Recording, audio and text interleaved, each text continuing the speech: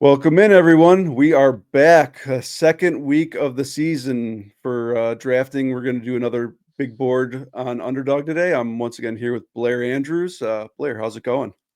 It's going great. Best ball season is, I guess, in full swing. We haven't even had the Super Bowl yet, but we're already deep in the thick of best ball drafting, and I'm here for it.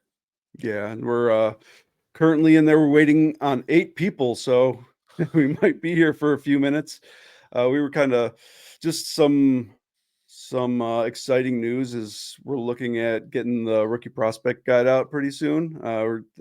Sean, we kind of have a sneak peek behind the curtain. Sean pretty much has all of his prospect write-ups, his prospect profiles done, which has changed my view on quite a few prospects. So I'm super excited to get that in early, so I could kind of like implement that into my drafts. And it's super awesome. I see it's even more Sean this year. It's like Sean. You've seen the draft guides like last year's. It's even more expanded. So as far as Sean's synopsis on all the prospects, so super exciting. I'm just really excited, man. And I'm very happy to get a sneak peek earlier this year than having to wait till it drops. So Yeah, definitely. It's gonna be a good one this year. Sean put in a ton of work getting those write-ups done, and we'll have a lot more content, rankings, and mock drafts eventually, and a lot of great metrics. So, yeah, it's really a can't miss rookie guide this year. Hopefully, that'll be out in the next few weeks, and we'll get a page up to get pre-orders in shortly. So stay tuned for that for sure. yeah, and so after we did our draft last week, I wrote up an article about rookie wide receivers. They're pretty much focusing on every single prospect that's currently projected to be drafted on day two that was available in the back half of underdog drafts. And since then, I mean, the majority of them have fallen even further. And one of the Mhm. few guys that I was trying to avoid being Travis Hunter just because of we don't really know his position designation. He seems like he's the only one that's risen so far. So Yeah, so like since then, I mean, all pretty much all of them have fallen, multiple rounds. And I don't know if that's just the initial like, ooh, everybody's excited about rookies, so that kind of steams up their ADPs. But I mean, some of them are my favorite guys have all fallen, and even the guys that I was not very excited about, Isaiah Bond's fallen, probably like 20 picks. One guy that I was just kind of like on the fence about it being Xavier Restrepo. He's fallen a couple rounds, so now I'm hmm kind of getting a little more excited about these guys. Just within a week's time, the change in ADP has been kind of nice, honestly.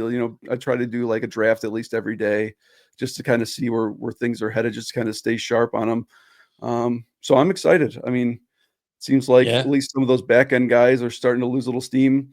We had the Senior Bowl, so I mean, a few guys are starting to get steamed up. But I mean, overall, I mean, I think the ADPs are going in the direction that I like as far as those the young guys. They're not getting steamed up; definitely, they're kind of falling back. So I'm kind of liking the ADP environment right now.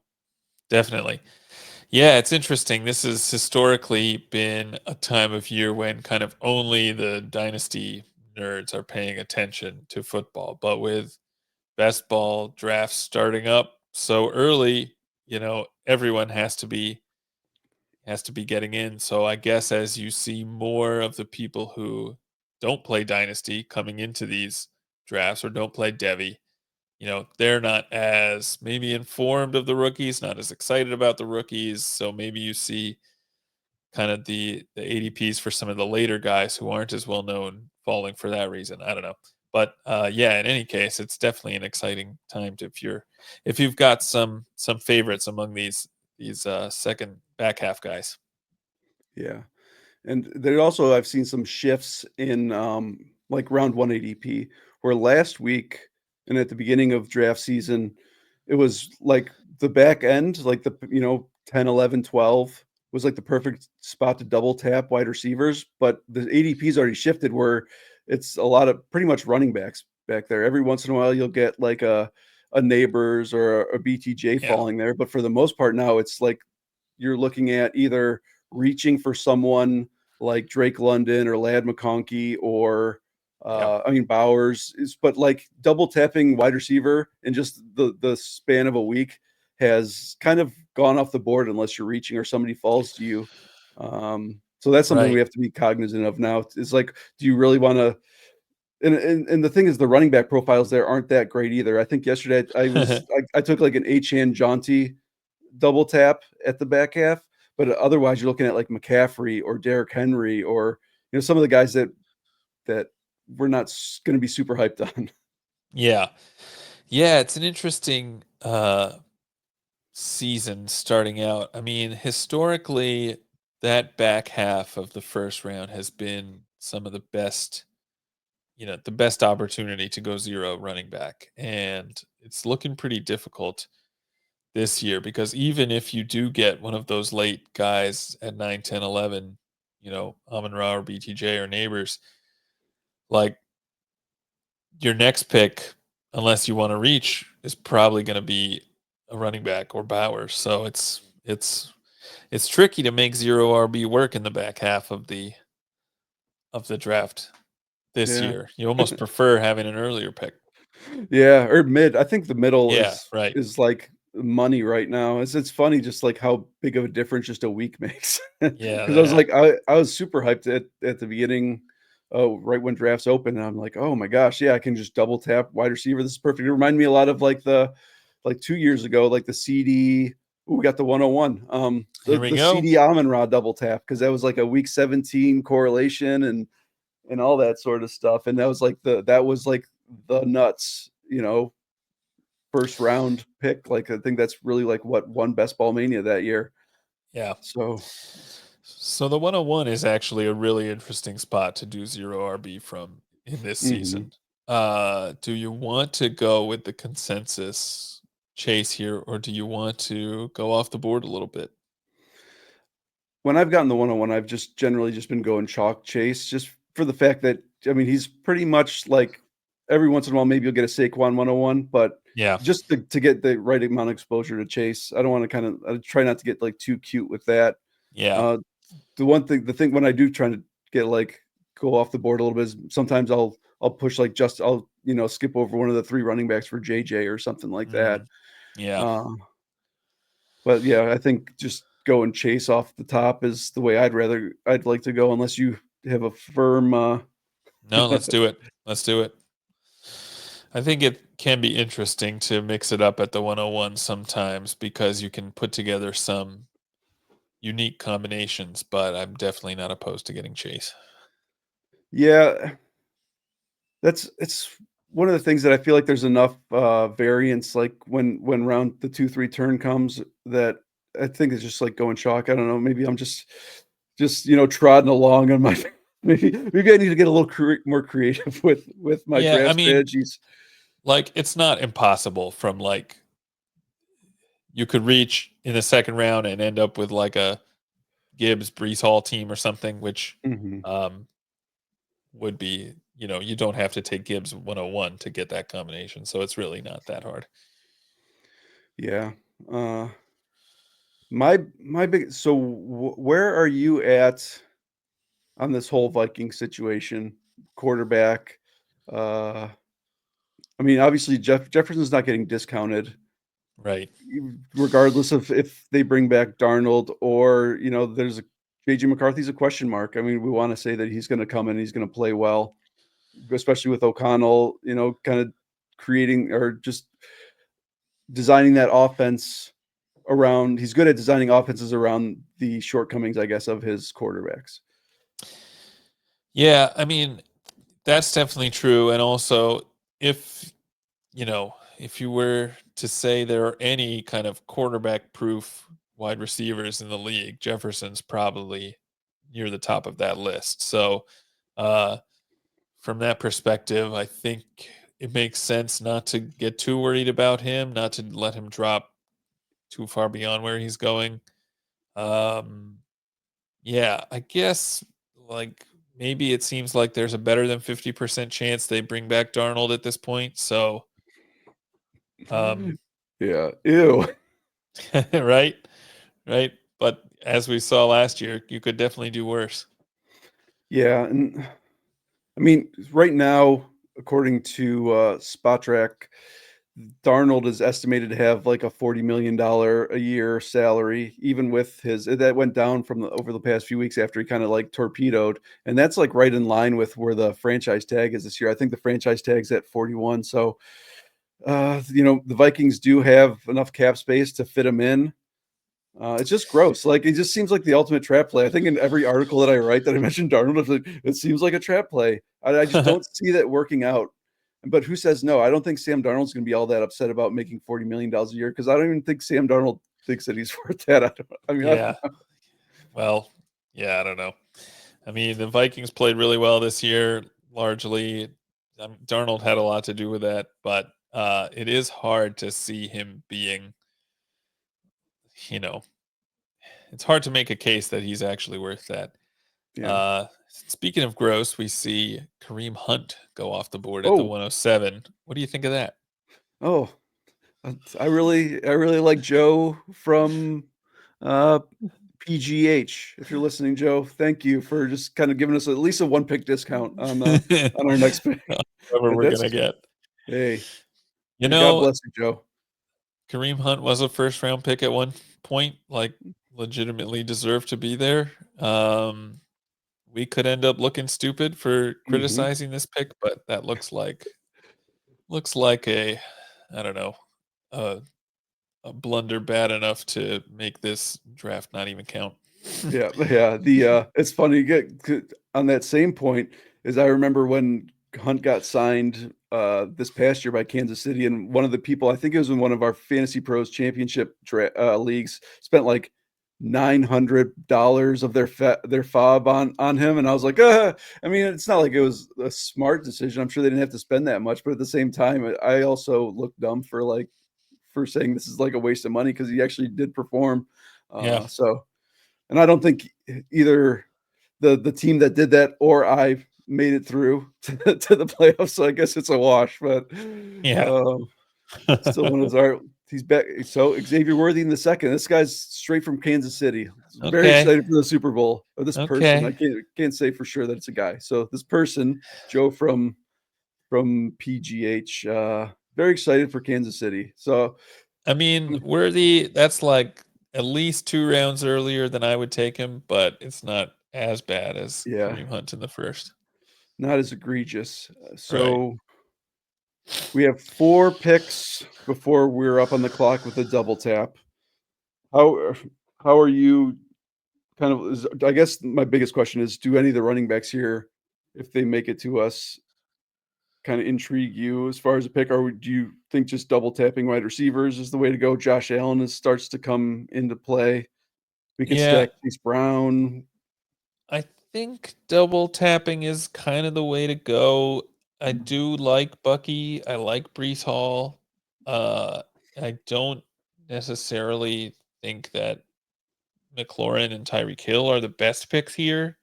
So it kind of depends on on what we end up with. Higgins, of course, obviously there are a lot of question marks there. Like Yeah, in Cincinnati, he's probably worth this.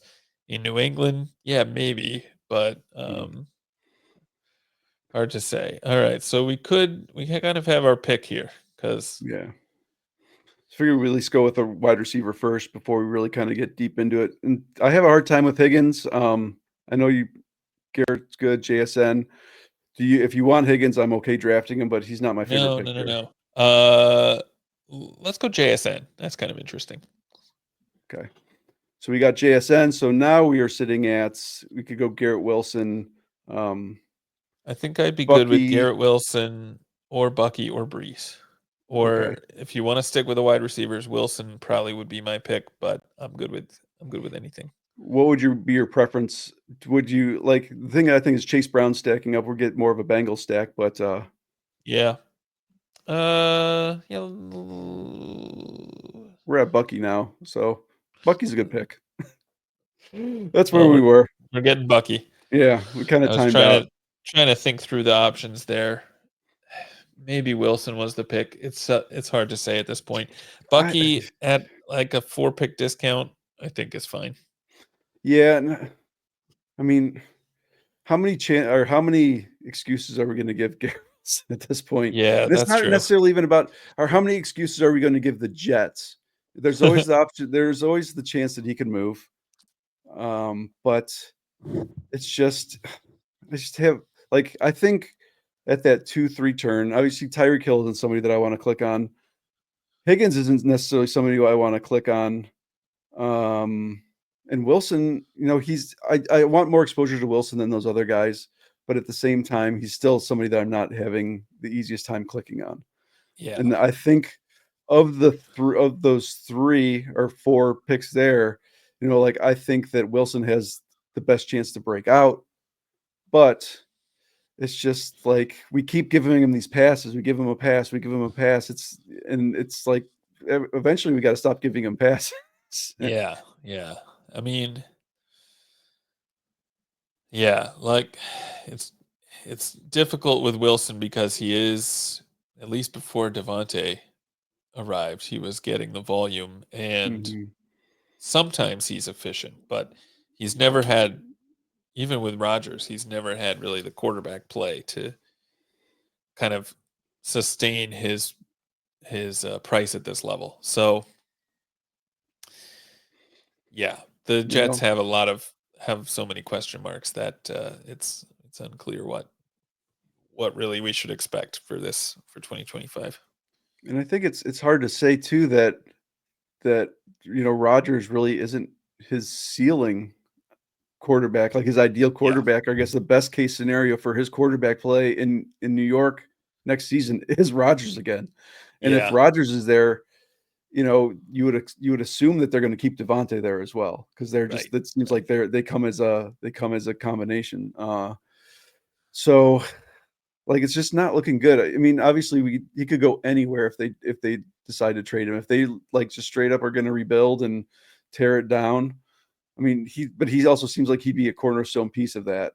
Like, okay, he's still Yeah, young enough that he exactly. still makes sense to stick around there. So it's just like his situation does look good. And the thing with Higgins too, like you said, obviously if he sticks around in Cincinnati, like he does make sense. He had a really good season, even though he missed time. Like, but when he was on the field, he played really well this year.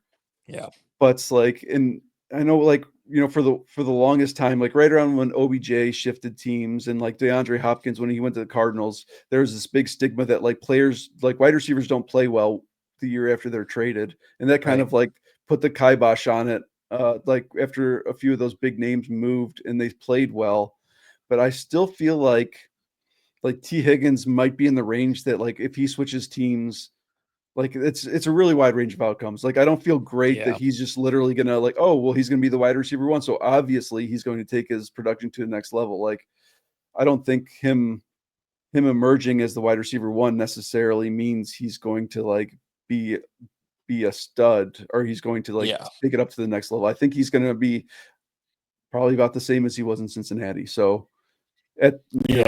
best, but there I don't know. Like I don't know Possibly what are worse your too. what are your feelings on T Higgins and like a hypothetical move to we talked about New England. Yeah, Um New England, Washington's a real option. They have a ton of cap space and a young good quarterback. And then even like somewhere like Las Vegas also makes sense. right. Like Yeah. I guess you I could mean, pick your poison, I guess, of those right. places. Definitely. Yeah, a lot of those a lot of those situations come obviously with big question marks. And I mean, one thing that's kind of key when we're looking at the players who did change teams and still have success, you're talking about Stephon Diggs going to Buffalo, AJ Brown to Philadelphia, you know, in a lot of those cases you can point to factors at play that limited the those players on their previous teams.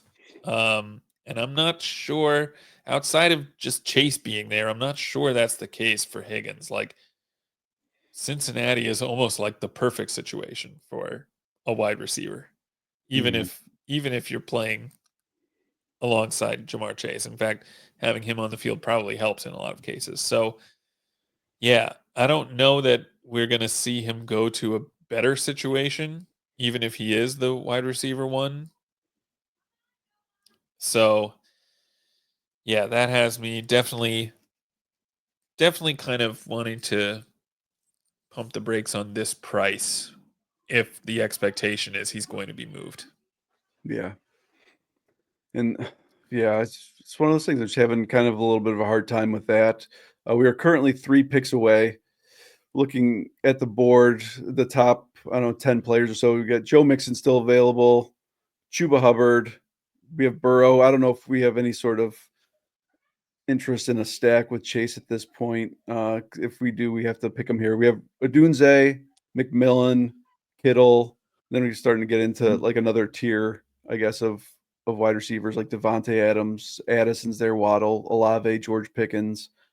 So, I mean, it is kind of this is kind of where we see, I guess, the 4-5 turn is kind of where we see like the wide receiver tier start like drying up, I guess, is how I feel about it. So I'd like not wasting a pick, but spending a pick on Burrow here doesn't make me feel great. We're currently on the clock.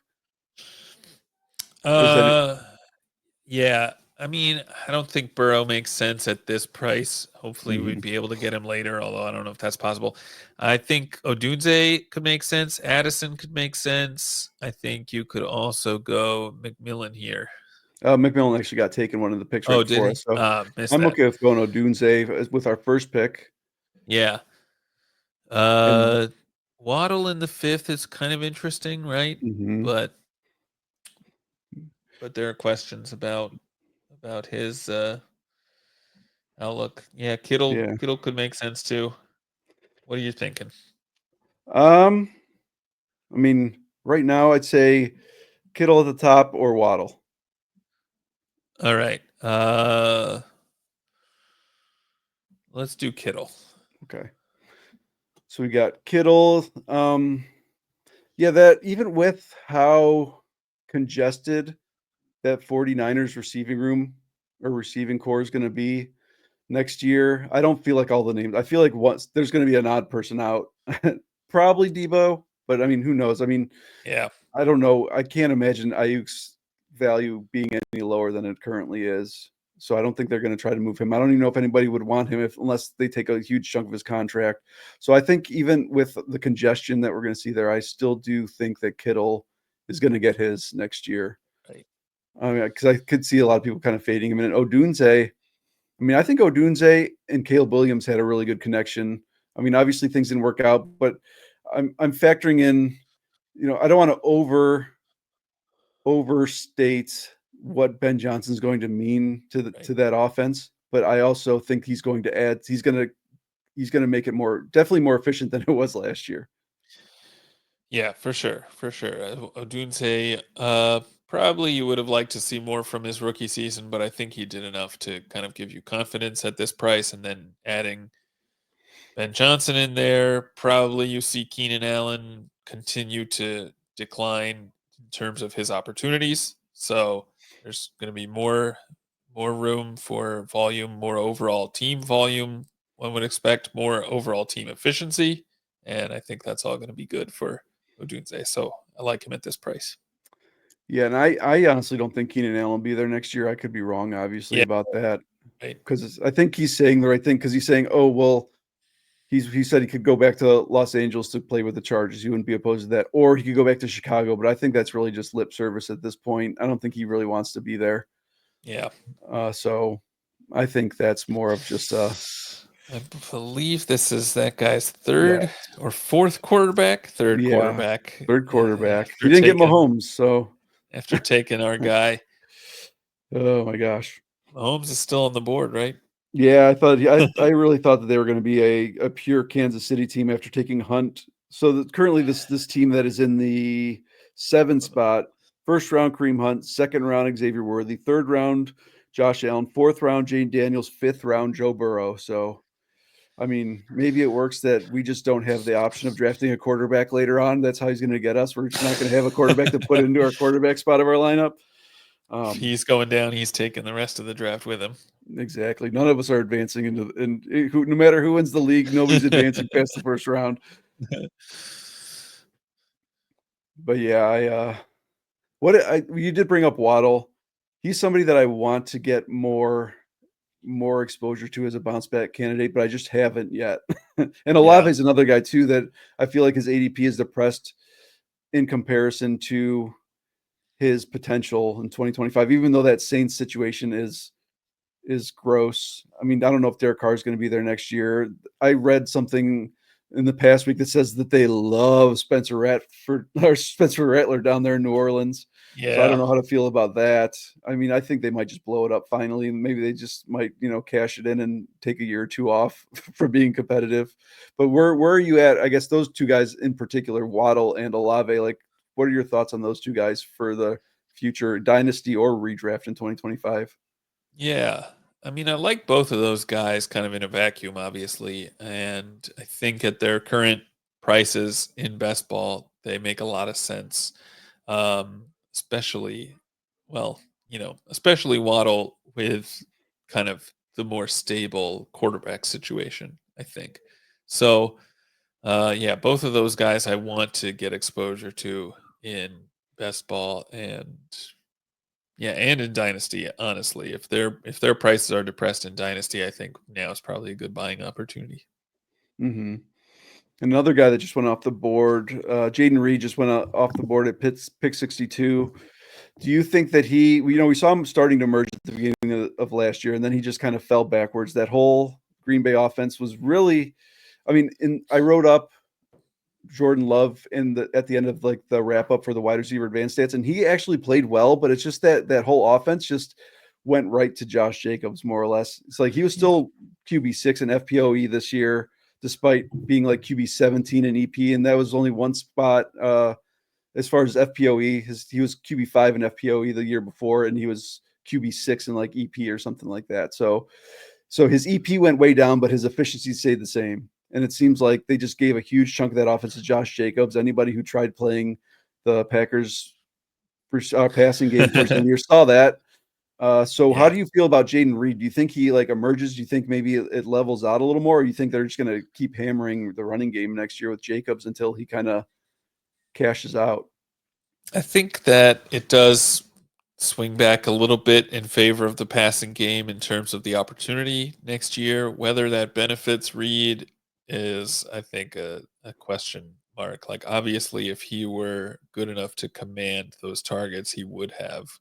But he's still kind of running behind Romeo Dobbs, basically, and even Dontavian Wicks at times, it seemed. So, yeah, I think you've got to be concerned after the season he put up this year, and I like his talent. I'm probably not drafting him in the 6th round, but I'm, uh, you know, I'm prepared to be wrong on that. Yeah. So we are one pick away. And right now, the top players by ADP are Mahomes, which I don't think either of us really have any interest in. Debo's there, Tyrone Tracy, Calvin Ridley, Brandon Ayuk, Judkins, Emeka Egbuka, Khalil Shakir, Jalen McMillan. We could go further. There's Juwan Jennings there, Jacoby Myers. Then we kind of get into a big run of running backs and kind of tight ends. I don't know how you feel about Egbuka.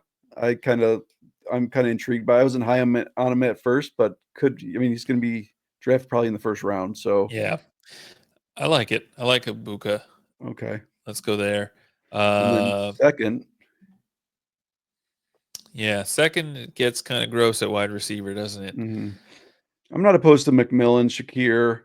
Did I take Judkins? Did he say he was staying in school? no. He declared. Okay. I don't think that they put anybody in here after. I think they wait till after it's declare. Do you have any interest, Tracy or Judkins or T.J. Hawkinson? Well, we have Kittle already. I'd Yeah. probably go Tracy, but I Oh, can. Either way is fine. okay. I think Judkins um, is he's interesting. I don't know. I like Henderson a lot more if we're talking Yeah. about those Ohio State guys, but I mean Judkins is good. He has like that mean streak to him. He kind of reminds me a little bit of Marshawn Lynch. As far as he's not like Marshawn Lynch, we everybody thinks about like beast mode and the beast quake, but I mean he played his listed weight was like 215. He wasn't 225, he wasn't 230. He was like 6 foot tall, 215 pounds, but he was just ran Yeah. angry. And Yeah. and Judkins has kind of that same thing. Where I see Judkins like falling in and just kind of like being the perfect fit is Pittsburgh. Mm, Like that'd be Najee interesting. goes, Yeah. yeah. He's like somebody who I could see just going into Pittsburgh, being a great compliment for Jalen Warren, because Warren's a restricted free agent, so I'm pretty sure that Right. they'll probably at least tender him. Right. Um, and yeah, he just reminds me of a Pittsburgh player. I think he's better than Najee was. I think he adds a little more athletically. Yeah. Uh, but at first, like A being, I wasn't when I first watched him play, I wasn't like super high on him, but like the more I watched him, I'm like, all right, this guy, he runs angry. I think Yeah. he's going to be a good pro. Yeah. Yeah, so I'm back on. I do like Travion Henderson better. Like watching Travion Henderson going like old school Ohio State Right. reminds me a lot of like Robert Smith, back in the day for like Okay. people that played fantasy in the night, like electric, but I could also see he could also be the sort of guy that like Smith was like a huge boomer bust guy for anybody that Right. ever like played fantasy back then. He would like come out of the gate and have like a 30-point game, and everybody get all hyped about him, and then like he would like slowly kind of just like fade a little bit and like wouldn't put up, he'd just be like a boomer bust guy. Yeah. Yeah. So he reminds me of he has that same sort of profile. So I'm excited for him. I think he can be electric. Yeah. Like the place that and for the team context in general. Like I think this draft is going to be huge for Kansas City. There's so many running backs. Right. I've seen somebody like Henderson go to Kansas City would be like huge for That'd them. be That would awesome. solve a lot of the issues that they have. Um, Yeah. That would be that would be pretty cool. I would like his fit in Kansas City for sure. Obviously, they've kind of drafted a little bit weird in terms of their running back picks lately, not necessarily taking the guys we think they should, but yeah, any almost any upgrade there I think would be good. mhm. I mean, I just really I have a lot of the I don't know, hate or whatever you want to call it about Kansas City, or a lot of my like not wanting to see them in the Super Bowl comes from just the style of play that they're dink and dunk.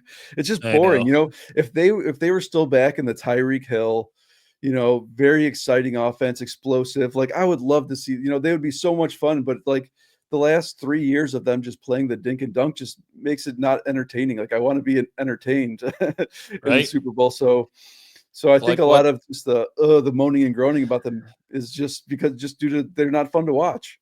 Yeah, right, for sure. It's like what did you draft Xavier Worthy for if you weren't gonna send him out there and Yeah. give him some plays? I know we talked about in the last stream too. It's just like I hope that they get back there, but like maybe that's their winning formula now, which is a bummer. But I mean, Yeah, if it's bringing them Lombardi trophies, like who are we to say? We're just some guys sitting around playing fantasy. I guess that's right.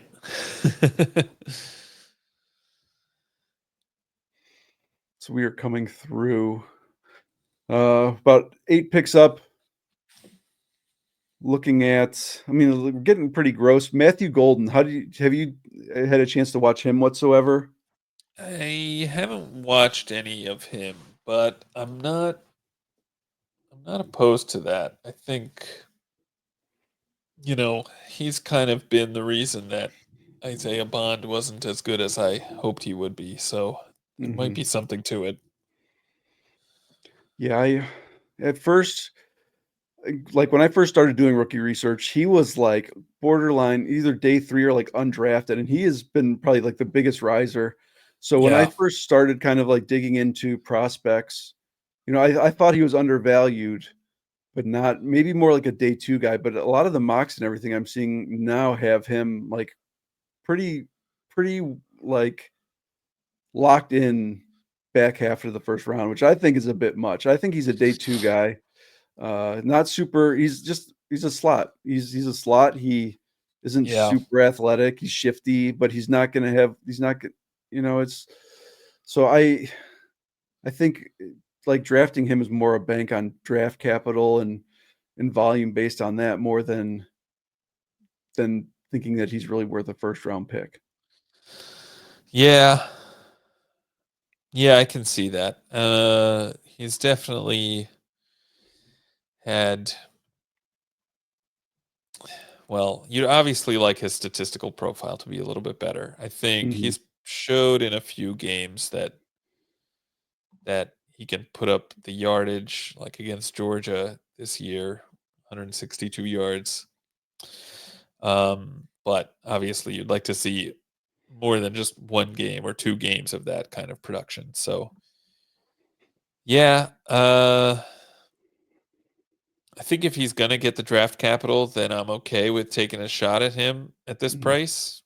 So I wouldn't be opposed to drafting him. You Mhm. know, he's never put up the kind of huge seasons, but he was pretty good at Houston at a young age. So Yeah. I think I'm willing to take a chance. Because we're sitting at 4 wide receivers right now, and he's really the only option out there. Yeah. So if we Yeah. want to round out, our 5 receivers in first 8 rounds, it seems like a pretty good Right. threshold to Yeah. hit. Let's get him. Let's get him here, And and then we can talk.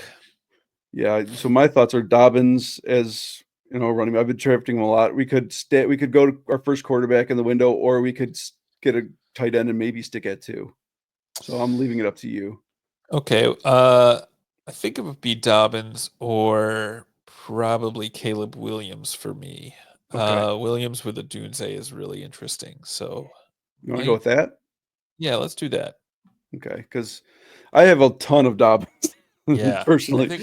I think we got him on the last team We did, yes. we were on. So which isn't a bad thing. No, If you no. believe in a guy, you want to get a lot of them. Then just kind of like reiterate the my thoughts on Dobbins this year is I think he is like probably one of my favorite zero RB. We don't know if he's going to be back in Los Angeles. I feel like odds are he probably is going to go back to Los Angeles. They have plenty of cap space, and he could fit in there. But I feel like he's only going to get better. Another year removed from his Achilles injury. Obviously, he's had some injury stuff. So like seeing him get hurt wouldn't be the most shocking thing, which would be Yeah. terrible. Be a huge bummer. But where he's at now and just kind of using his 2024 as a floor. I mean, I don't think you can go wrong with him in the eighth, ninth round. Yeah. Yeah. No, I agree. He's a good pick this year. How do you feel? What about Janu? Janu Smith, huge year. He's Yeah. getting picked. He's ADP like right around the ninth round. Do you Yeah. think do you think that's going to be sustainable as kind of like a late career tight end breakout? Like he's going to just be like a top 5 tight end for the next 3 or 4 years?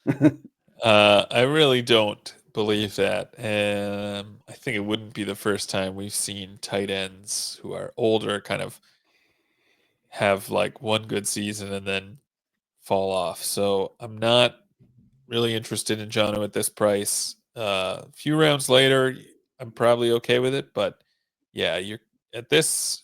Seems like it's pretty close to his ceiling at this price. Yeah, another guy that just went off the board is ETN, who Yeah, I'm like really interested in this year. Anybody who read waivers or really we're pretty much waivers. I talked a lot about Tank Bigsby. He doesn't have a receiving profile, but I was really on him as far as being the best runner in that Jacksonville backfield. But I think the hiring of Liam Cohen is so interesting that I think Bigsby might just be wiped away next year because mm, when you look at the running backs that had success in his offense in Tampa Bay, it was, Rashad White did have success, and you look at his archetype as far as being, running like a combo running back, receiving back, and Bucky. And ETN is like essentially Bucky, I think. yeah, Pretty comparable to Bucky. And right. I think that ETN is going to just straight up just take over that backfield again next year. I don't know, obviously, not saying like 75% of the carries or 75% of the touches, but it's going to, where it was pretty close to 50-50 most of the season between him and Bigsby, I think it's going to, shift considerably back to ETN. Yeah. Yeah, I can definitely see that.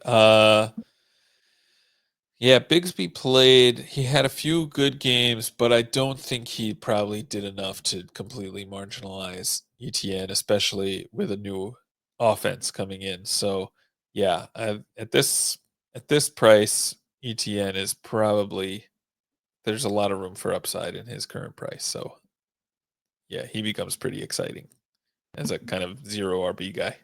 Yeah, I see somebody that there's a nice little pocket of running backs here, right in this range where it's ETN, Brian Robinson, who I know, I mean, he's a guy that I like, but it's probably not a true RotoViz guy. As Dobbins finally just went off the board at the end of the ninth, which is pretty wild. Yeah. There's Dobbins as well, but then there's also like DeAndre Swift, another kind of like sort of backstory that is interesting to me about DeAndre Swift, is that Ben Johnson was the offensive coordinator when they shipped him out of Detroit for peanuts to Philadelphia. So that's Right. something that I'm wondering is does Ben Johnson like DeAndre Swift? And that's something that I mean I've been drafting him because I think he's good and he had a really good season last year. Uh, Right. but that's one of the, like the little caveats or the little wrinkles to that situation that I'm not 100% sure of. And I just want to believe that Swift did enough last year that he is going to stay there and he's still going to be involved. He's still going to be the running back one. But there's also that wrinkle that maybe Ben Johnson doesn't like DeAndre Swift. Yeah. Yeah, that's an interesting thing to consider. I hadn't really put that connection together, but I have been drafting Swift, and a little bit just because his price is so palatable, and we know he has that upside. But obviously, maybe that adds a little cause for concern there. Yeah, that's something to think about for sure. We are currently about 6 picks before we draft.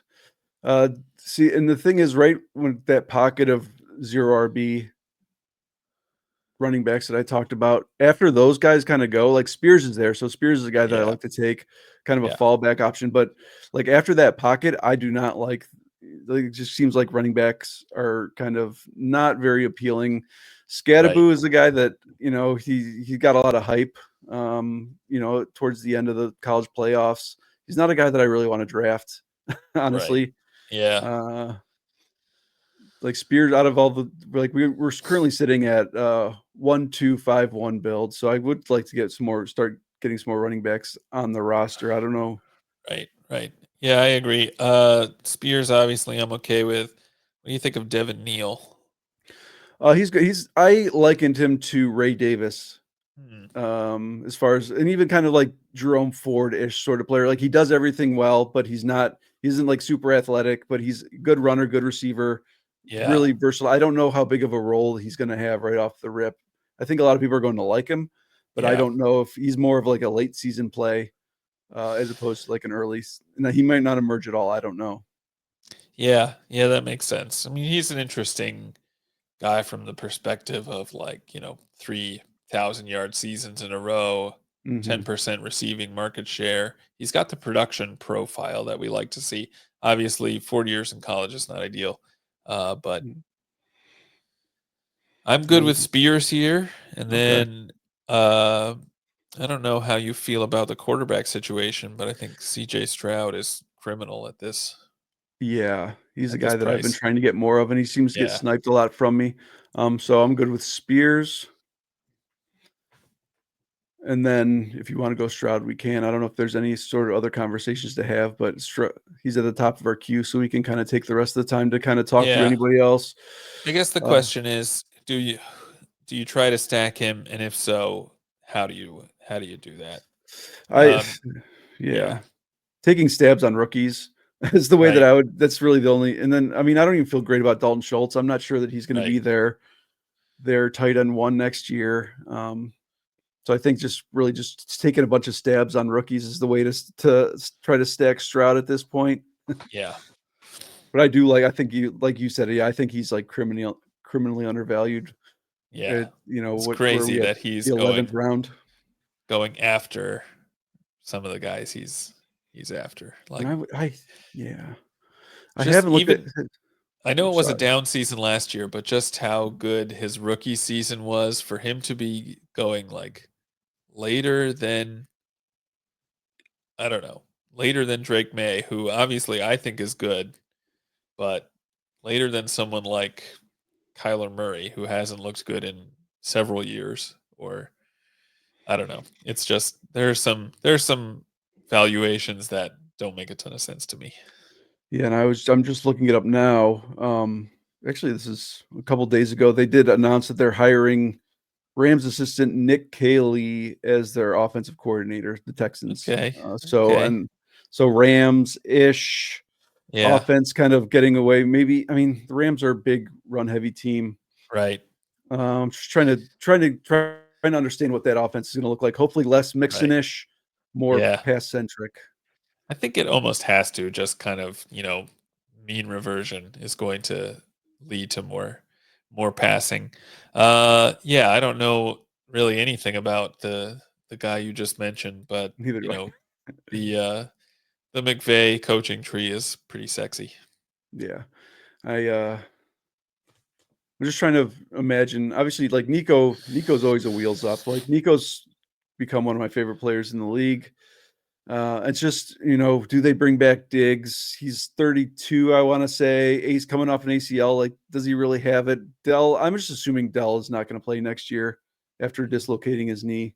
I'm just going to Yeah. call it a wash. And even if he does, he's not going to be anywhere near who he was, which wasn't very good, obviously. Even beyond Yeah. spurts, beyond spurts of production in his first 2 years. So just Yeah. kind of, I don't know, Yeah. trying to figure out like what they may go for as far Right, right, as right. In terms of rookies. yeah, which is like Yeah, if isn't you're something good to bank on anyway. I know, right. If you're trying to kind of play the play that game, like, just take some shots on a lot of rookies, are you going out of your way to draft guys that you don't have a lot of exposure to, maybe? Like, is this like, Yeah. obviously, it would be nice if you could get Stroud and Jalen Royals goes to Mhm. Houston and that works out, but maybe this is the sort of draft where you try to get some exposure to guys who have the hype, but aren't necessarily on your radar, like Restrepo or something. Yeah. Restrepo was the exact guy that I was thinking of Yeah, too, because they need, short area receivers. So yeah, yeah, it's like yeah. drafting somebody like Restrepo would be, the perfect sort of complement to that. But it's such a roll of the dice that I it's still know. like, yeah, it's like trying Yeah, to I'm just predict that sort of stuff. right, right. I'm just thinking about trying to kind of spread, trying to get your exposure to these rookies who obviously all of them are kind of an unknown, and like Mhm. we have a process that helps us pick the winners more often than not, I think. But you know, we're also approaching this with kind of a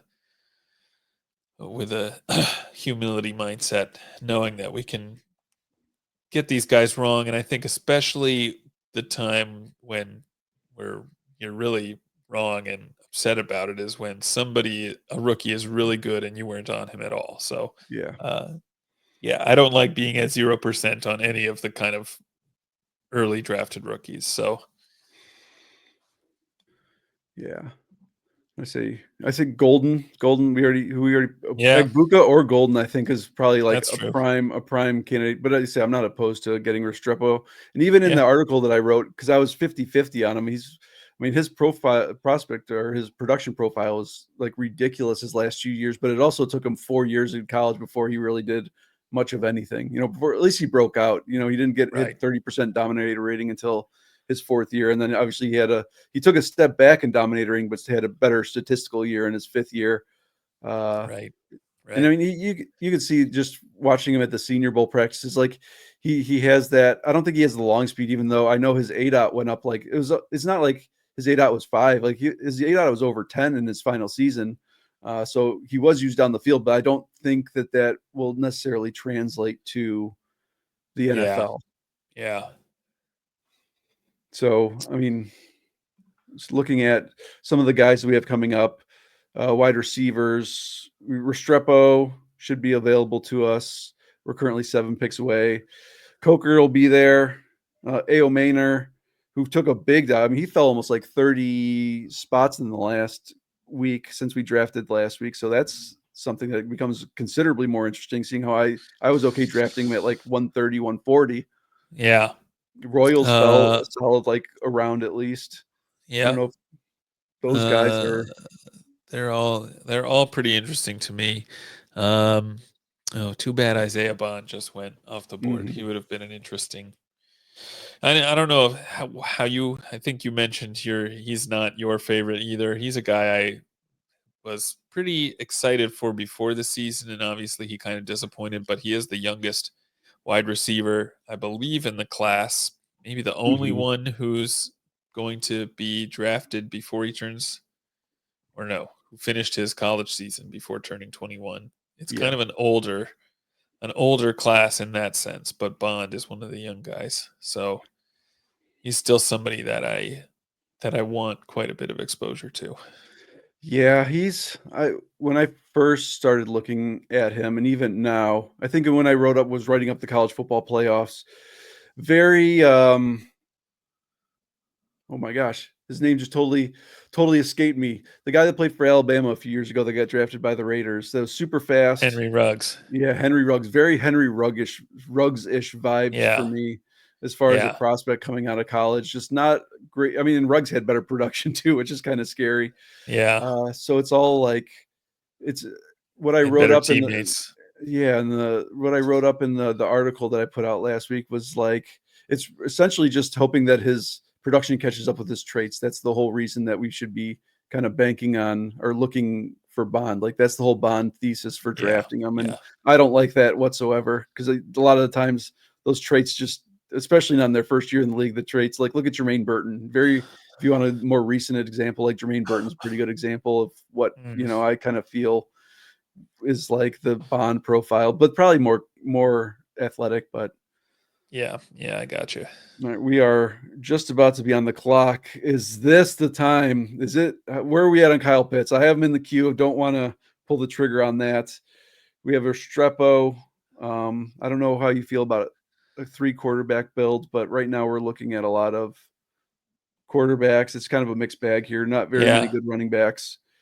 I am okay with Pitts here. If you want to go that route, I'm also okay with Restrepo. I think Pitts is too cheap. Obviously, he's been somebody who is kind of, it's almost a joke to talk about Mhm. how how much love there still is for Pitts, given how poorly he's performed. But he was, 1,000 yard rookie year.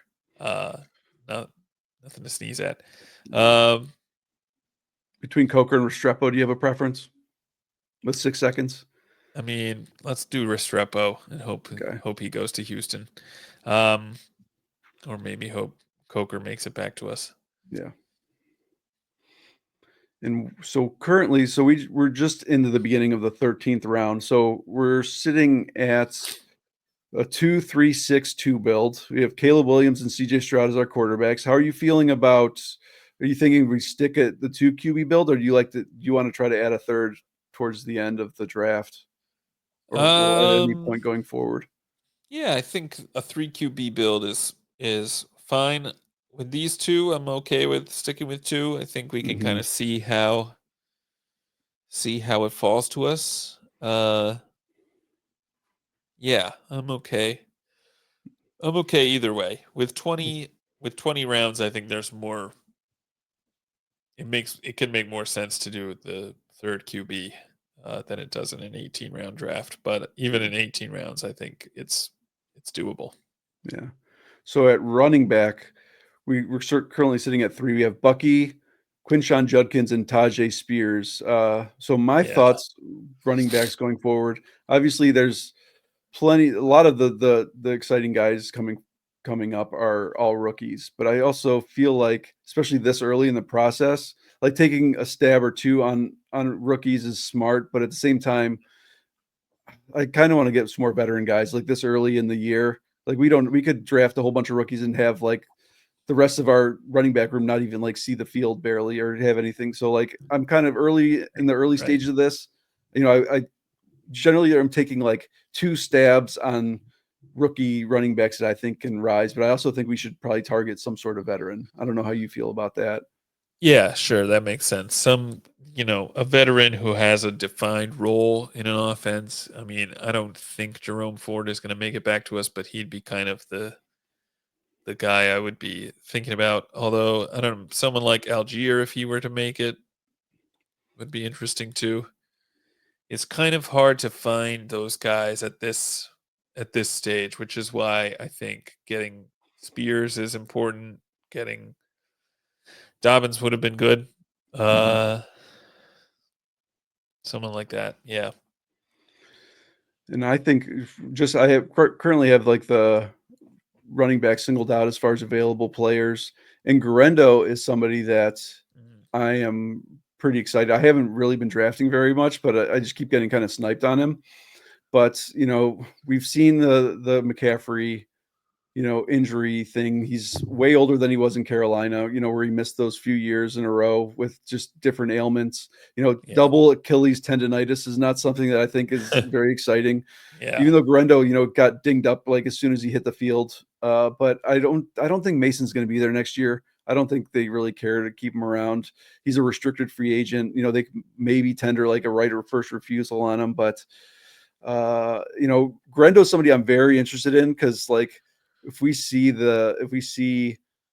McCaffrey miss time, I think he's going to be, he's going to probably be better than Mason was at the beginning of last season. Kind of RB1.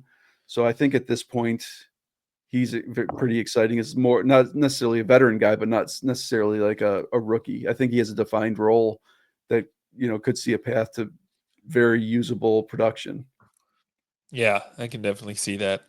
I will say I wouldn't put it past the 49ers to completely ruin our fantasy teams with their weird running back depth chart. But uh but I do like Garendo. Yeah.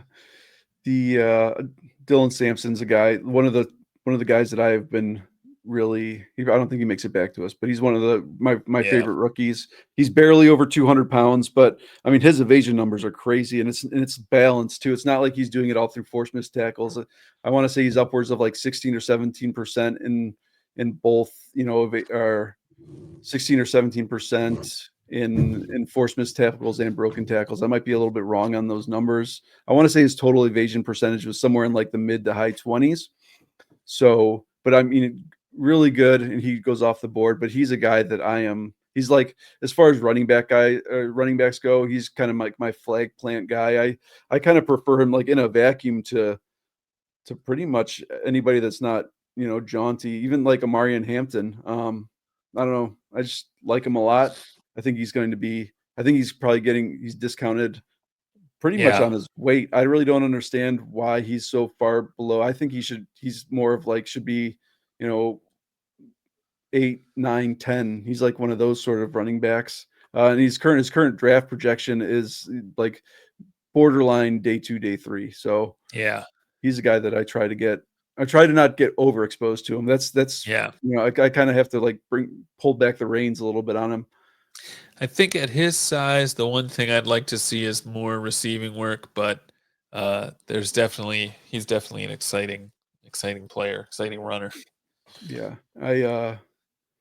So we're about what 5 picks away, and I kind of wanted to go through our finish going through our roster before we get there. So wide receivers, we actually, we put a bunch of draft capital at the top, but our last 3 guys have been rookies. So we have Chase, JSN, Odunze, Egbuka, Matthew Golden, Xavier Restrepo at wide receiver. And that's something that kind of so we're loading up on these rookies, high upside rookies, but getting some, I don't know. I mean, it's hard to get verified production Yeah, getting some from more. these veterans. So it's like I'm worried that we're going to have too many rookies. Is kind of like where I'm headed. I don't know how you feel. If we're just going Uh, to keep hammering yeah, down on these rookies. yeah, I agree. It's like Ibuka and Golden probably aren't maybe Ibuka would be drafted early enough to kind of get some guaranteed opportunity, but it does Mhm. seem like there's some big question marks about these rookies. So it would be nice to get some touches. I don't know if Yeah. somebody like Wandale could give us that, or uh, I mean Douglas is kind of gross, but Yeah, and I think he gets replaced. I don't think he's yeah, gonna hold that same role with New England next year. right, My thoughts. So Wandale, it almost seems like we're, like I guess giving up upside for somebody that's not really that great. Maybe that changes. Whittington's somebody who's very exciting to me. But otherwise, I mean, like right okay, now, like the upside of like Higgins and Royals are really the two that I really right. like. Grendo's still there. I don't know. Braylon, I don't know how you're feeling about Braylon Allen next year. I I feel like like we should, Braylon. yeah, maybe What do you think about do you like uh, Braylon or Grendo better? probably Braylon? Okay. We'll go with Braylon for our first pick. And then we can start talking about wide receivers. Yeah. Does it make sense to? I mean, yeah, any of the rookies that you have in the list, I think I'm pretty happy with. Mhm. If we wanted to go with a third quarterback, does Sanders make any sense if we're trying to, I don't know, maybe We're if running we out. We got wanted 5 Wandale? seconds, so I think, uh, I'm good with Higgins shoot, or Royals if you want yeah. to go that way. Let's go Higgins, because I just Okay. feel like as much as we wanna try to like, we're kinda putting our eggs in the rookie basket, we also don't wanna sacrifice the upside of one of these rookies, Yeah, right, tearing right. it up versus to, like, get a lesser player like Wandale, Sure, sure. because like, really, I feel like there's just as good of a chance of, like, Egbuka or Golden having a good week or even Restrepo versus Wandale, oh, okay, so Right. he got 8 targets for 6 receptions and 40 yards, like, I feel like that's, Yeah, yeah. not something that is, like, uh, that hard for one of those rookies to eclipse. So one guy that I I'm think Oh, you go ahead. sorry. No, I was just gonna say I think maybe it's not right, but it does seem like there's a higher likelihood that, say, all these rookies end up being zeros most weeks than that Wandale is. So from Mm, from that perspective, he might give us a little bit more of a floor, which does matter in these yeah. contests. But yeah, I definitely hear what you're saying about the upside and about how his scoring profile isn't necessarily that much different than the rookies. Mhm, and a guy that especially with the Cooper Cup news coming out that, essentially he's gone from Los Angeles, Yeah. Whittington becomes is a player that I kinda want to he has that upside and the youth kind of combined. He's a guy that I'm starting to target, and he's been starting to get snatched up and sniped, considerably more before I can get him, but he did pop in some of the advanced stats wrap up for the 2024, the series that I put up. And more of like the low volume once because a lot of the statistics, were like higher threshold. We were looking at the like top 75 percentile of wide receivers in a specific category, which a lot of those times he wasn't hitting those thresholds. But when kind of lower the thresholds down to maybe like 50th percentile, I mean, he was hitting. It's just that, between Puka and Cooper Cup, he just didn't have the opportunity. But Whittington is a guy Yeah. that I like to emerge with Cup gone. So he's a guy that I think kind of fits both the buckets of youth upside and but also like he also has the defined role. We're not as worried about his role in an offense compared to some of these rookies that are still like huge question marks of even like landing spots. So Right. Right. Yeah, that makes sense. I'm on board with Whittington if you want to take him. we're If we did still want a third QB and he somehow they both make it, maybe like a Whittington Stafford. Although I don't know what Stafford's deal is with LA. yeah, I mean it seems like he'll be back there. I don't think Yeah. they don't really have any other choice Yeah, that's true. except for blowing it up. So I don't think they're at that point of the game yet, but yeah, I'm not opposed to Stafford, at all. It's There getting are third. probably some more interesting plays than that, but But if we're thinking of this as a 3 QB build anyway, I don't know. Yeah, We can see. as gross as it may seem, I've been taking on these 3 QB. Oh, there goes Stafford, so he Yeah. won't be an option. But as gross as it may seem, I have been taking a lot of Russell Wilson at the end of these drafts, just because, as you know, if saying that floor matters, especially a lot. I mean, I've been doing a lot of late QB early Yeah. on, and getting a third QB. Like, I don't feel like there's really any chance that he's not at least a starter for the majority of the season. I mean, I don't know if he's, depending on his situation, he may end up, conceding the starting job to someone. But I mean, his projected salary is about 40 million. There goes Whittington as well, so he won't be an option. But yeah, I just don't, for that sort of money. I mean, I don't Yeah. foresee. I think he's going to put up points, Yeah. probably more points than we're willing to give more credit. I think he's still better than most people are willing to give him credit for. And he's essentially for. I think he's like, usually you can get him in like the 18th, 19th round. So Right. not saying we should draft him out, because I'm drafting him a lot in these 3 QB builds when there's no other options. Like, it's generally either like expecting Russell Wilson to be a starter, or hoping that Aaron Rodgers comes back if you're waiting that late to draft your third quarterback. Yeah. Right. Those are really the guys. Like, early on, I was drafting Milrow a good amount, but after he looked so bad at the Senior Bowl, like no awareness, just he looked really, really bad. So I don't think that he's somebody that I'm taking him off my boards. I don't think he's going to play in year one, unless he goes to like the Saints or somebody. Maybe they give him a shot. Yeah. Although speaking of the Saints, do you have any interest in Rattler, considering their rhetoric? I think that's too much of a projection Too at this cute. point. Yeah, and Superflex, yes, I drafted him a ton in Yeah. Superflex Yeah. last year. In Superflex, super happy to pick him up, but not in, because they could easily, like, if the Saints draft like Dylan Gabriel or Jackson Dart, I could see either of those guys just kind of just jumping right past Right. Right. Rattler, or getting the new shiny toy syndrome, where they say, "Ooh, we just got this guy. We want to see what he can do." We Yeah. are Yeah. currently on the clock. I don't. What Okay. are you looking? What do you want to go with? Well, running back, I think we've got Javante. I don't know if you Monte's have interesting. any interest Kendre's in interesting. Chubb. You okay, Yeah. Kendre? Yeah. Any of those three. At this Okay. price, I'm interested in almost everyone. So Well, we did Javante last time. Do you Kendre or Javante, real quick, with a few yeah, let's do seconds? Kendre. Okay.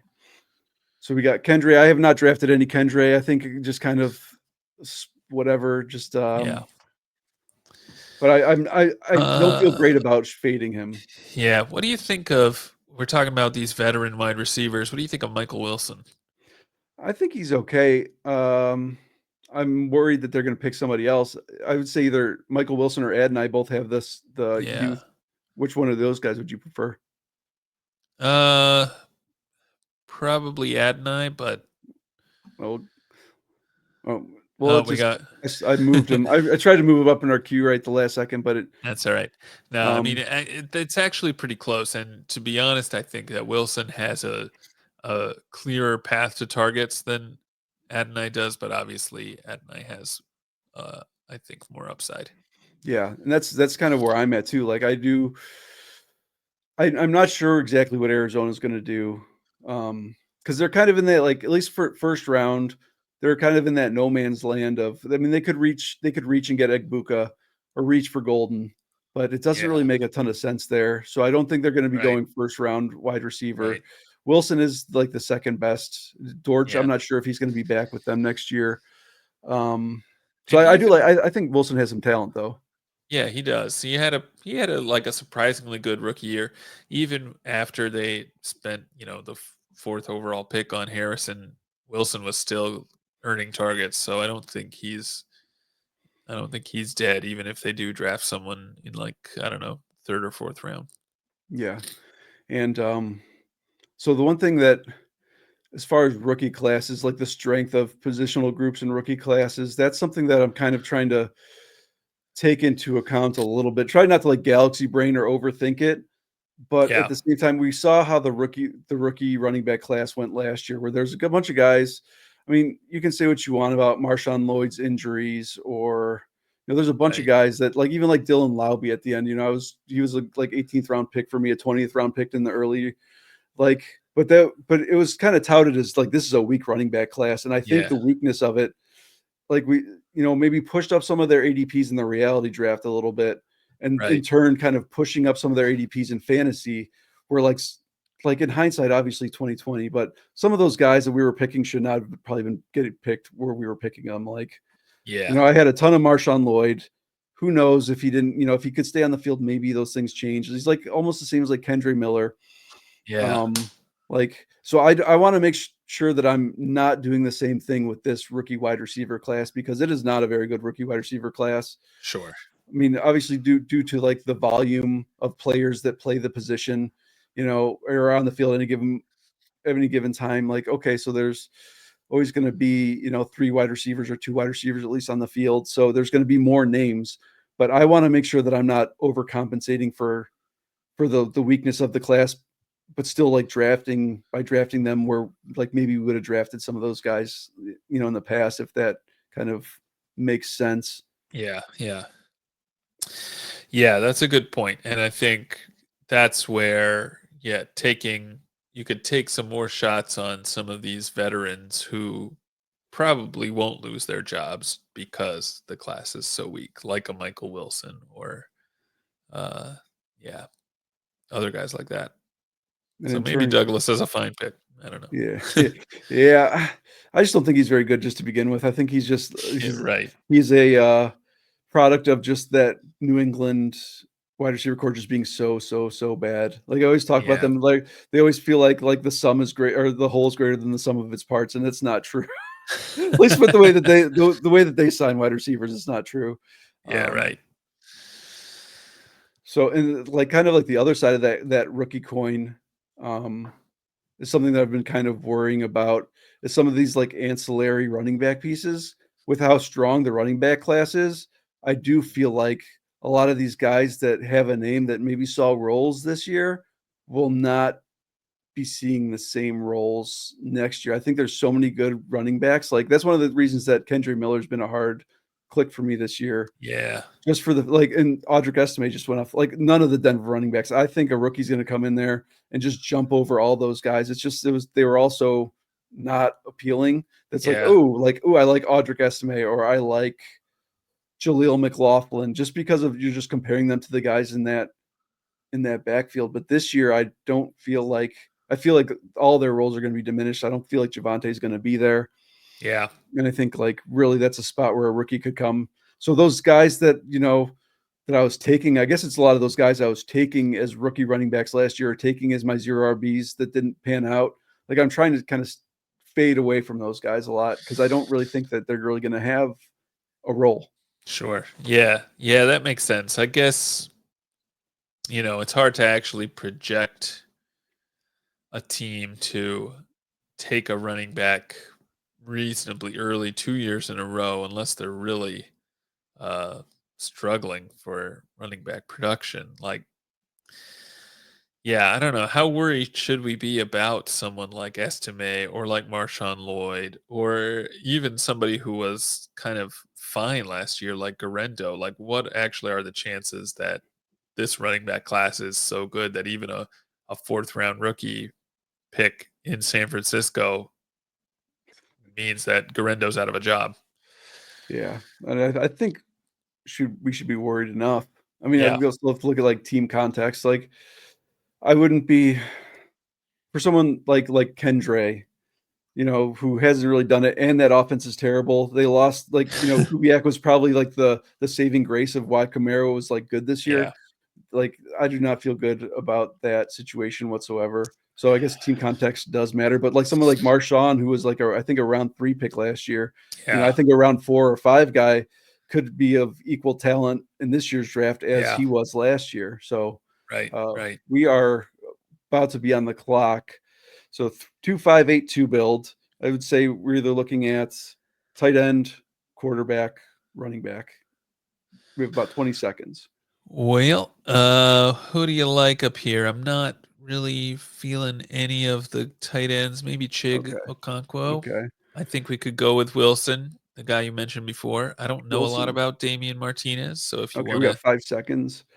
Uh, pick someone. yeah, yeah, so we're going with Damian Martinez. Kind of fun, big-bodied guy. There's some Yeah. guys that I like later on, but we were kinda under the gun. Obviously, drafting and talking isn't always ideal. Right. Um, I don't really wanna Just go Russell, just honestly. looking up Martinez now.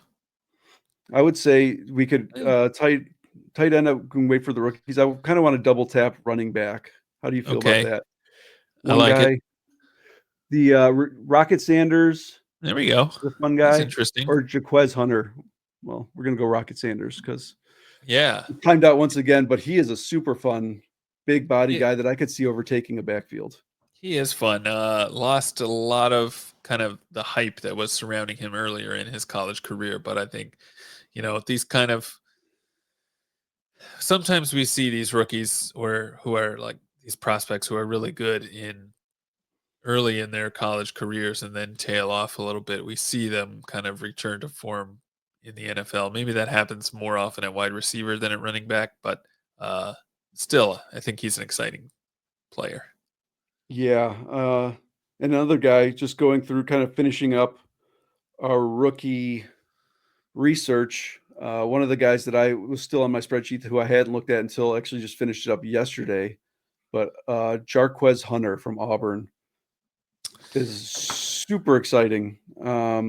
Very electric player, good peripherals. He's currently, I want to say he's either like a mid or late day 3 pick projected, but like that doesn't match his statistics and like his production, the type of player he is, doesn't match that. I think he's going to rise to like at least like borderline day 2, day 3 by the end of it. Obviously, maybe being pushed down by just how many good running backs are in there.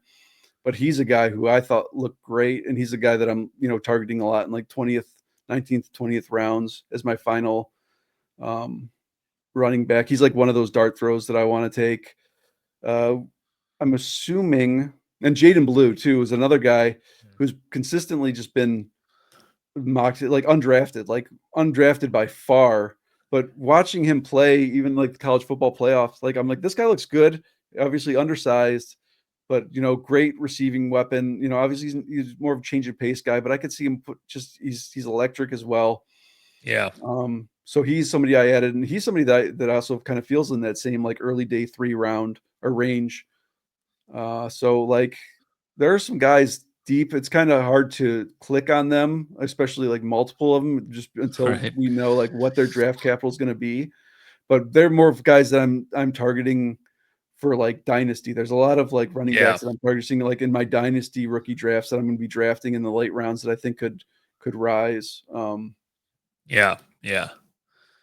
Very fun, very fun guys. But I'm trying to only like if I do draft them in best ball in like 20th round, I'm trying to only take like one a draft. I don't want to Right. like get cute and Yeah, draft don't want to multiple guys over. that might get like 5th or 6th round capital.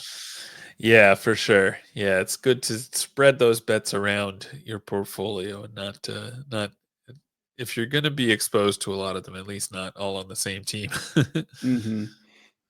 The and as far as I'm assuming that we're probably going to go with another tight end at the end here we're in the with the final pick of the draft. We're pretty much done with quarterbacks worth drafting. Yeah, I think if there's somebody compelling there, it makes sense. If not, then maybe another wide receiver could even make sense, or another running back. Yeah. But I don't know how compelling the thoughts really on the Theo Johnson?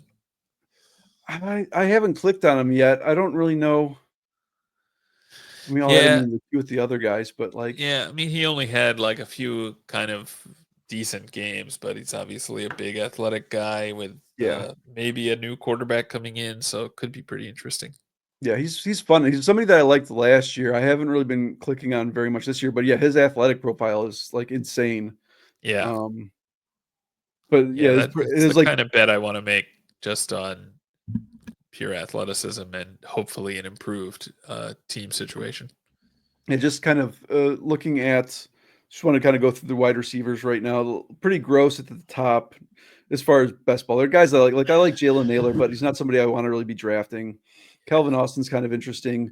Trey Tucker had some good games, but like really, I mean, Elijah Moore is a guy that may make sense as a 5th-year breakout. I mean, he's going to probably change teams. So, Yeah.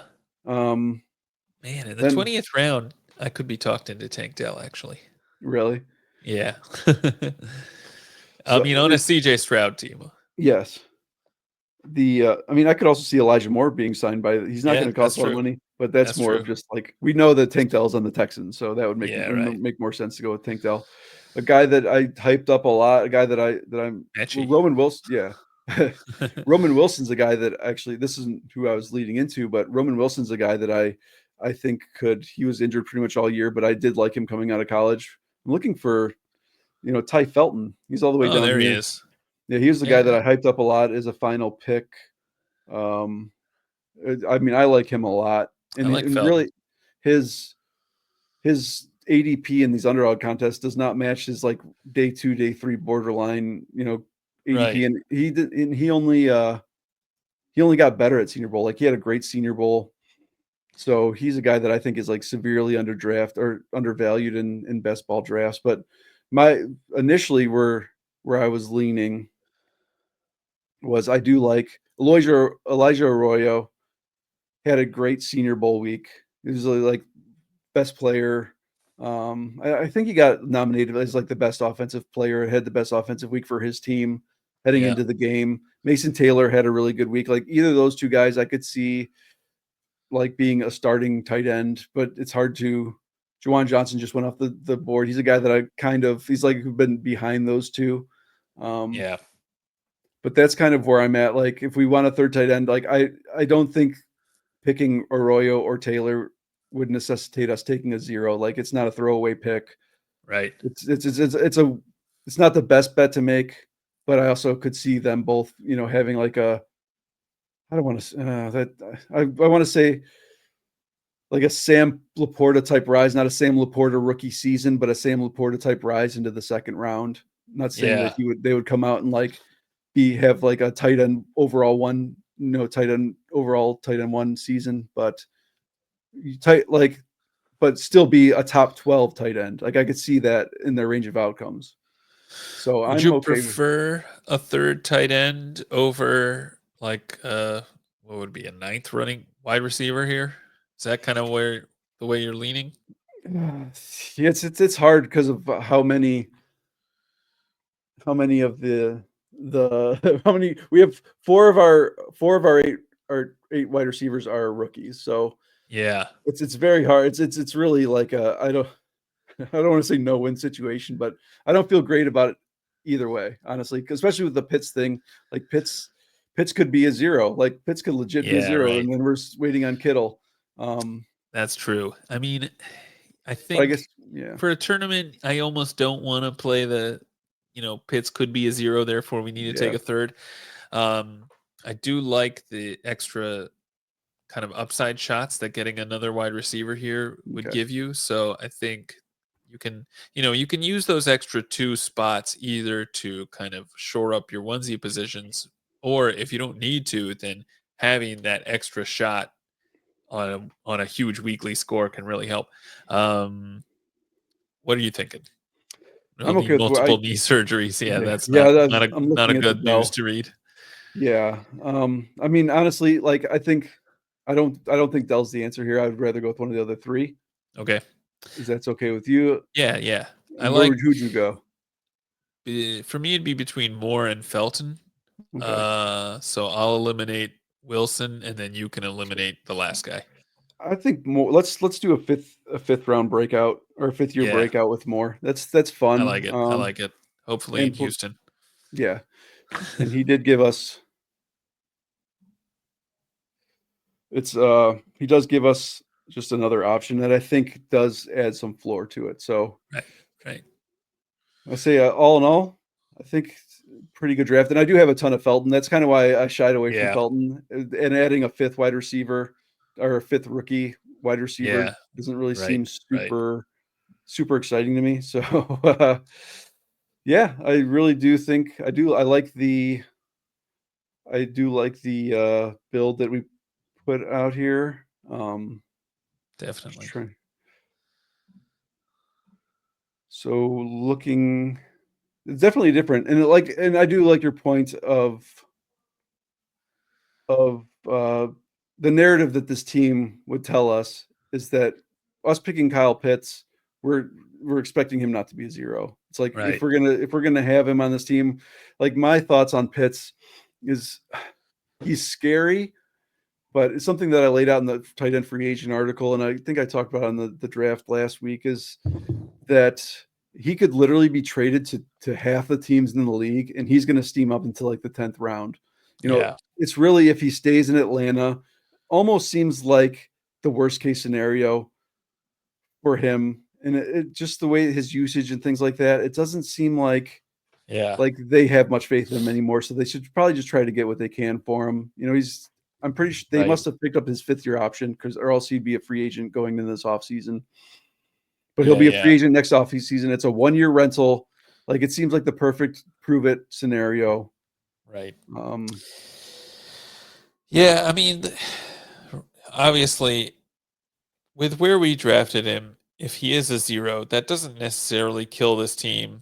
At the same time, how much does adding a 20th round tight end, like, how much does that give you? Like, yeah, Taylor and Arroyo are both pretty interesting, but they're about as likely to be zeros as Pitts, probably more likely. So yeah. so I don't know that it bolsters the position that much. Whereas, hopefully Elijah Moore can find that 5th-year breakout and give us some really good weeks. So yeah, I like this Mhm. team a lot. Yeah, and he's somebody that I don't think, I mean, it's not like the 5th-year breakout is something that many people really, I mean, obviously Sean did some great work on it, I mean, years ago.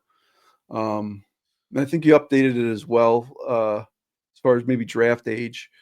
Yeah, But it's not something that, it's not very widespread of like the characteristics that are important for a 5th-year breakout. And I don't think a lot of people think, since Moore's going to be on his, probably most likely his 3rd team, right. like people aren't like thinking him. Even the people that know about 5th-year breakouts probably aren't going to like think about him in that context. Yeah, And right. one of the like the buckets for the 5th-year breakout is generally them getting drafted after like pick 50. It's, heading into their 5th year, changing teams, drafted after pick 50. And Moore was the first pick of the 2nd round by the Jets in the year that he was drafted. So he doesn't necessarily hit all the buckets.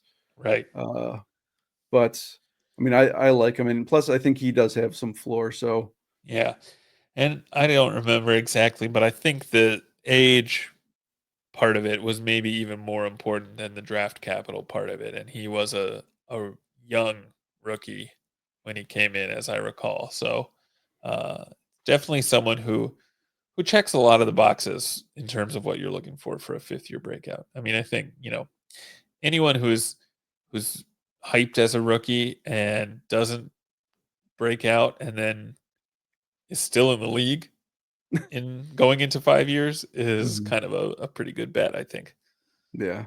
And I mean, he's flashed at times too. So he Yeah, is like really the type of player that, if he gets put into the right offense, where we could see him actually break out. Because it's one thing if a guy's been buried on a depth chart for 5 years, but he's played. It's just his efficiency and things haven't been there. But he right, still has had some production. It just hasn't been right. efficient production. Yeah, right, right, exactly. So going through, just going to kind of recap the team. So it ended up being a 2-7-9-2 build. Caleb Williams and CJ Stroud at quarterback. Running back, we have Bucky, Quinshon Judkins, Tajay Spears, Braylon Allen, Kendre Miller, Damian Martinez, Raheem Sanders. Wide receiver, Jamar Chase, Jackson Smith and Jigba, Roma Dunze, Emeka Egbuka, Matthew Golden, Xavier Restrepo, Jaden Higgins, Michael Wilson, Elijah Moore. And tight end, we have George Kittle and Kyle Pitts. So obviously, working against the clock, we had a an extra layer by trying to have to like discuss these picks as we're going. So obviously, like maybe there'd be like one or two of the picks that we kind of timed out on that, especially like running back. I mean, Damian Martinez is a guy that I like. Kind of, he's 20 years old, so that's Yeah, always a positive. He had a good Senior Bowl. He has good production at multiple schools. Um, but like overall, like it's a build that I'm pretty excited about. For sure. They Yeah, say a definitely. lot And of rookies. those picks we timed out on are gonna end up being the best picks of the Exactly. whole draft, probably. So something I think you wanna lean into. Yeah, and there were Timing guys out that a are in few our queue, so times. it's not like we got people that we were just not interested in whatsoever. They're all in Yeah, our right. queue, so Right. just, we're in the middle of discussion as they're going. I do wanna see let's see where I do wanna see how the one team that started off really wild ended up. Actually, I'll just go to the draft view. Yeah, the Kareem Hunt So, team. yeah. So the one team that dr for out of the team that was drafting out of the 7 spot, here's the draft that they put together. So we had Kareem Hunt first round, followed by Xavier Worthy, the triple elite quarterback build. So you have Josh Allen, Jaden Daniels, Joe Burrow. Then we go to another onesie position with Sam Laporta. Then we follow up with some aging wide receivers in Calvin Ridley, Jacoby Myers. Double, I don't know if you still call Kelsey an elite tight end, but Kelsey came in after that. So they had their whole Kansas City stack minus Mahomes. Yeah. Uh, 3 other quarterbacks instead of Mahomes. yeah. It looks like, and we have a fourth down there too, but we'll get there. So then we Yeah. got Stephon Diggs and Marvin Mims. So Marvin Mims is you know, it's okay, one of the picks that we'd go with, and so is Worthy, but just way earlier. Yeah. Dowdle, Anthony Richardson, Coker. They Hey, took there we go. Coker. Okay. This is so Maybe all right. this is a good team. Give him back some credit. Then followed up with Alec Pierce, Yoshi Voss, Adonai Mitchell. They did get some of the Colt stacks together, so that's Yeah. All good. right. Justice Hill, Gesicki, Jalen Naylor. So I want to see what kind of build this was by going back into a 4-3-10-3 build. Wow. Got to get unique to win these contests. That's right. So yeah, 4-3, interesting. 10-3 with a Colts stack, assuming Richardson Is is their the quarterback Colts starting quarterback. and the super duper hyper fragile of Yeah. Kareem Hunt, Rico Dowdle, and Justice Hill. That's a little too fragile for me, but Mhm. who knows? Yeah, interesting. All right, Well, there you go. so we're in a 11-team league. It looks like Yeah. so. We Assuming can just assuming they let this one stand. yeah yeah collusion for sure could be a part of this, but Right. overall fun draft. See, I like our team. I mean, like the influx of rookies this early on is interesting, but at the same time, I mean, I have been kind of leaning a little more veteran. Maybe if like I would have maybe preferred to knock down maybe one of our rookie wide receiver and one of our rookie running backs for a more Yeah. like a veteran maybe in the circumstances. But I mean, at the same time, Yeah. it's And it's probably it's not as bad to be rookie heavy when you're taking 9 wide receivers, I think. yeah. So, should be okay. I Yeah, hope. so all in all, pretty happy. Um, so that'll wrap it up. I don't know if there's anything else you kind of wanted to comment as far as the draft goes. No, yeah, this was a fun one. We'll have more best ball content coming up both on the site and on the podcast channel, both Underdog and FFPC, and maybe even some other formats. So definitely stay tuned. And yeah, we've got the rookie guide coming. You'll be able to pre-order that hopefully in the next few days, and that'll be an important resource, I think, for both best ball players and for dynasty players and anyone who wants to get a handle on this upcoming rookie class, which we talked quite a lot about on this show, but there's like a ton of more stuff that could be said, and Sean goes into all of that. So you'll definitely want to get his thoughts on all these rookies. Yeah. So yeah, the new I don't really have anything. I can't add anything extra to that. Rookie guide's gonna be awesome. I'm super stoked. This is my first time being involved in it, so I'm super excited about putting it together, and it's gonna be awesome, man. Especially like I said, we got the sneak peeks of Sean's player prospect profiles, and changed my view on quite a few of them after reading through Sean's thoughts. So I'm sure anybody obviously that's familiar with Sean's work is going to be super stoked to read his insight into each of these players. And Yeah, so we're busy doing that. You're starting to do like the off-season team previews of, teams with lots of needs, called the off-season primer.